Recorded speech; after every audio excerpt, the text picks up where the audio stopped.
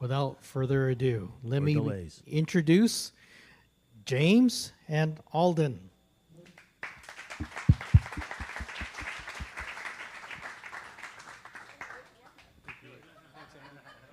Thanks so much. Everybody, I'm James Guajardo. This is my son, Alden. Today, we just want to kind of break down the opportunity that we got into together about 8 years ago. But we'll start off with a little bit of background history from it. So my entire life, I've been in real estate. I grew up in a real estate family in Houston, Texas.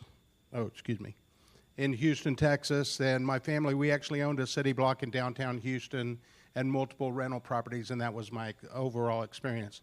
But my ultimate goal as I grew up and got married and had a son, and I've got a couple of daughters that came in behind him, and I always believed and dreamed of the idea of having a family business, which is a lost art. How many people have kids that are in your business? So there's just a few. And it's really kind of tough because kids nowadays, they venture out, and because of the internet and phones, they don't have to live in the same city. But man, you just kind of miss them in regards to that. So my whole goal really was to create a business where there was an opportunity that I could bring my son in and possibly even my two daughters into the business. And in 2018, I had been working, actually Alden was in the corporate hospitality business, working as a bartender in five-star hotel resorts and making lots of cash, lots of money. And during that time in 2017, close to 18, I was doing custom homes and ground-up construction and small multifamily in the Central Phoenix and South Scottsdale market. And at that time, I kept thinking, man, I really want to get my son into the business, but how do I do that? Because I'm a developer, we're raising millions of dollars. How do I compete with the cash that he's getting in his pocket and at the same time make it worthwhile for my company? I can't just hire him and pay him $60,000 a year. He doesn't know anything about real estate. That doesn't work. But I was actually I was doing an education platform at IEREIC, which I don't know if many people know of, Arizona Real Estate Investors Association. So I was about a 5-year educational teacher there, teaching people how to flip single-family homes. And somebody within my group actually came in towards the end on a couple of months and started talking about mobile homes and parks, which nobody was even thinking about. I wasn't even thinking about it at the time. And I was like, that what they were doing was the guy was coming in teaching people like this in this setting, hey, you can make money flipping mobile homes, but what we're going to do is we're going to tie the property up in contract. And the guy was an attorney. He's like, I'm going to tie it up in contract.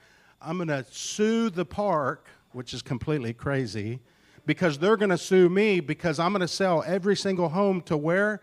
California, a California mobile home park. So his whole program was built off of flipping houses in the way of just pulling them out and selling them to a park, and they'd come down to California, which was paying a lot more for as-is homes.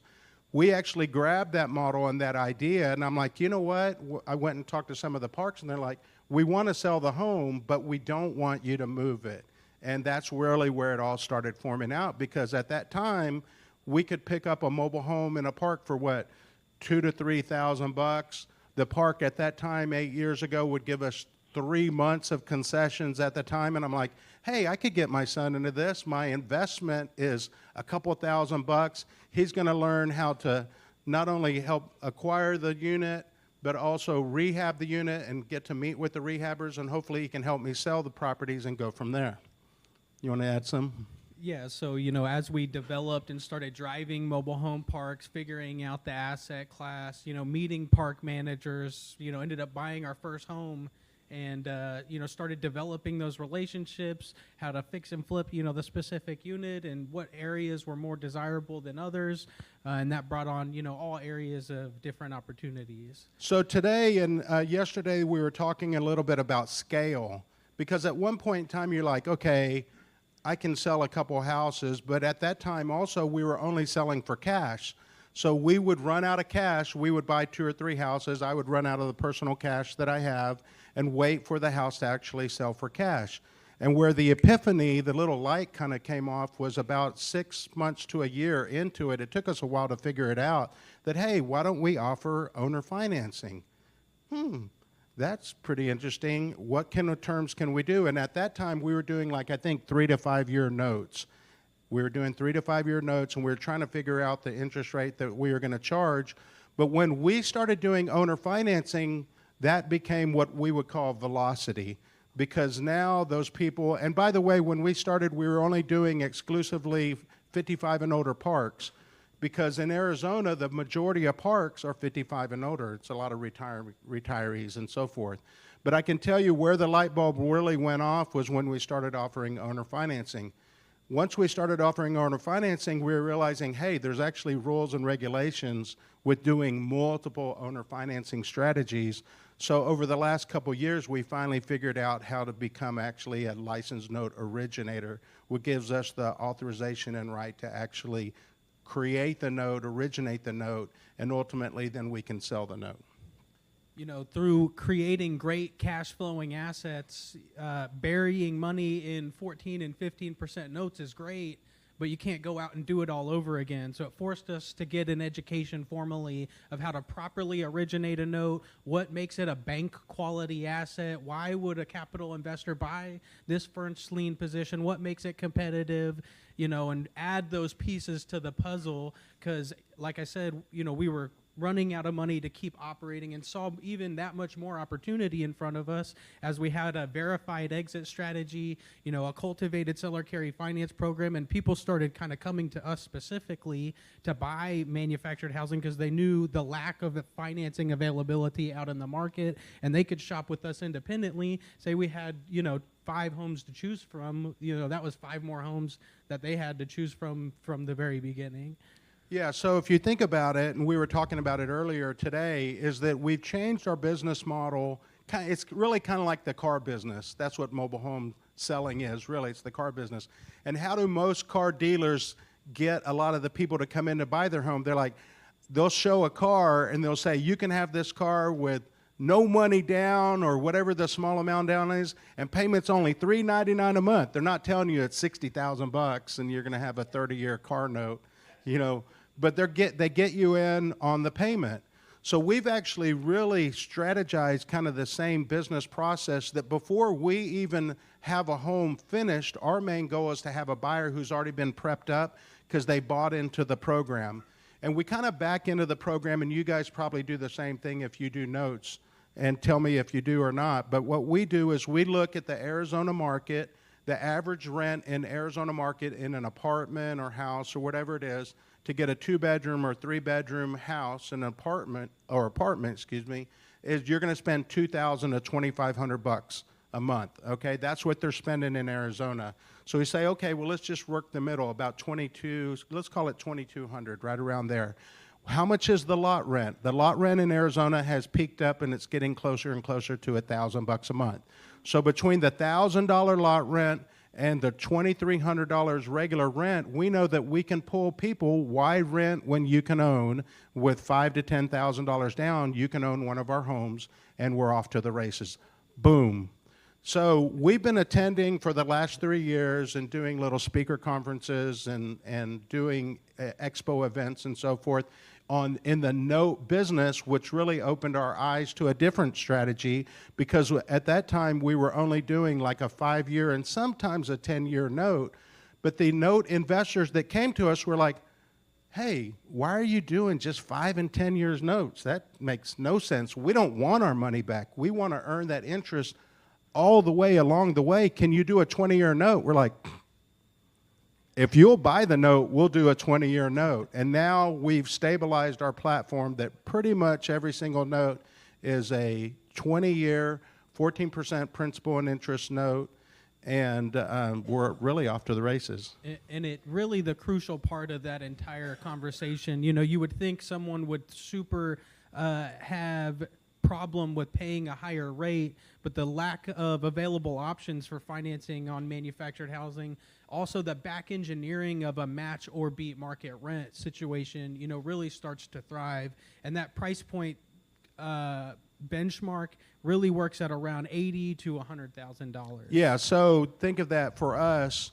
We want that lot rent plus the loan payment to be at or just below market rent. And we ask the people, hey, what are you doing right now? We're renting. How much are you paying? $2,400 a month. Hey, if we can get you a payment a little less, $2,400 or a little, say $2,300, is that something you'd be interested in? You're going to be a homeowner. No, you don't own the land, but you own the home, and it's going to be remodeled. A lot of times it's got brand new cabinets, brand new granite, all the plumbing and electrical is redone, brand new flooring, the roof has been redone, everything's been redone, and that house is going to be good for another 20 years. Would you like to do it? Boom. Because most of those people, innately, we all want to own. We don't want to rent. Even though the country as a whole with Blackstone is teaching people coming out now that, hey, you're never going to own anything. You're going to rent everything that you have. You'll never own anything. We focus on low-cost housing with manufactured homes in parks, and this creates the opportunity. As long as the mobile home parks stay within check at about $1,000 a month. For Arizona, I know we talked yesterday in some of the parks here, they're $1,500, $1,600, $1,700, $1,800 a month lot rent. It doesn't really match up and work here. But for Arizona, it's a real sweet spot. And we will, through our license, we will originate between 40 and 50 notes a year. Or more. Or more. And we have the capacity. We've created great relationships with institutions over the last 8 years that give us the right to buy mobile homes anywhere in the country. Our biggest challenge is that there's so much inventory in the Arizona market, and we'll do a slideshow in just a second. In Arizona, there's about 1,400 or 1,500 mobile home parks, and of that, there's about 300,000 mobile homes. Well, most mobile home parks were built in the mid-'70s, so all those mobile homes from the mid-'70s are set to turn. They're set to turn in the parks. What does the park want to do? The park, when they own a park, what's their main goal? Is they just want to collect what? That's it. They don't care about what's on top. 9 times out of 10, they're like, hey, if you'll take this off our hands, you guys fix it up and resell it, and as long as we can get our lot rent, we're happy. So we're making the parks happy. And over the last 5 to 8 years that we've been working in specific institutional parks, now they're opening up other opportunities. They've actually come to us and said, hey, you guys want to open in California? You want to open in Florida? You want to open in Georgia or Texas? Wherever you want to open, we're wide open. And we're actually looking at possibly venture partnerships with other people. And that's why we attend events like this and see who's really serious about possibly even partnering with us and bringing our platform in.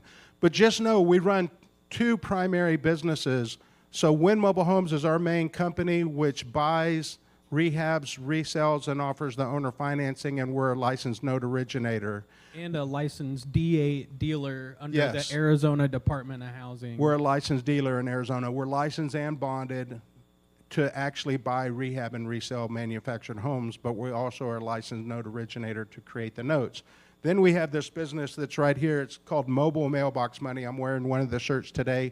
And you can sign up. It's no charge whatsoever. If you invest in notes, you can go to www.mobilemailboxmoney.com, sign up there, and you can see actual notes that we have available. Alden actually is the president of Silvercrest Opportunity Fund, and he can talk about that real quick. Yeah, so the success of the business and nimbleness in the notes of us getting real deal flow provided us the opportunity to start a fund. So it's a 506c accredited investment fund, portfolioizing debt. So we offer like 10 and 12% returns for 1 or 3 year terms in the notes that we originate. You know, the deal flow really has brought on a lot of opportunities, and with that comes the need of raising private capital. And as you raise private money for a case unique object of a seller finance chattel loan on manufactured housing, it forces you to find out who the other major players are in the industry. So as our research has fulfilled, you know, we come to find out Warren Buffett is one of the largest stakeholders and places the largest bet in manufactured housing, not only manufacturing, with Clayton and Cavco, his ownership in two of the largest manufacturers of mobile homes in the nation, but also owns 21st Mortgage. So 21st Mortgage takes the long-term hedge in personal property manufactured home notes. And a lot of people don't realize his vast stake all around manufactured housing in the affordable housing crisis. He owns Sun Communities and I think of a couple others that own the parks. He'll sell the homes, manufacture the homes. He'll take the long-term paper at 20 and 25-year terms, and we've exited with them frequently before. Yeah, so get this. Until we actually put this presentation together, and this is the second time for us doing the presentation, it's got amazing videos in it, and the videos aren't working today, so you're not going to see it. So you just get to see us. It is what it is. But how cool is this? In our conversation today, do you realize if you're raising your hand that you work on flipping or doing some aspect of note investing in manufactured homes and parks, do you know who you're emulating? You're actually emulating a Warren Buffett strategy. Which a lot of people Dude, say. do you know how sick that is? That's the greatest. I mean, Warren Buffett is the man, right? I mean, wouldn't you like to invest like Warren Buffett? Raise your hand if you'd like to invest like him. Well, if you're doing mobile homes, you're doing it. You're actually doing it. People say, you know, why would I buy alternative asset in manufactured housing? It depreciates. You know, there's a lot of negative connotation. Put my nose up at the conversation. Well, you know, the smartest man in investments, you know, arguably in the last 100 years has taken one of the largest bites out of manufactured housing. So, you know, if you're not going to take somebody's word for it or the data-driven analysis, you know, emulating a Warren Buffett investment strategy that people follow as stocks. You know, you can go to the applications and follow, you know, politicians' stocks and things of that nature. That's kind of, you know, exactly what we're doing here. And as we talk about it, you guys, your market in this area, I think, is a lot like Arizona. Arizona, the average single-family home price is $400,000. What's the average single-family home price here? Okay, so it's a little bit higher because you're California, and your gas is higher, by the way. Much higher. We all know that.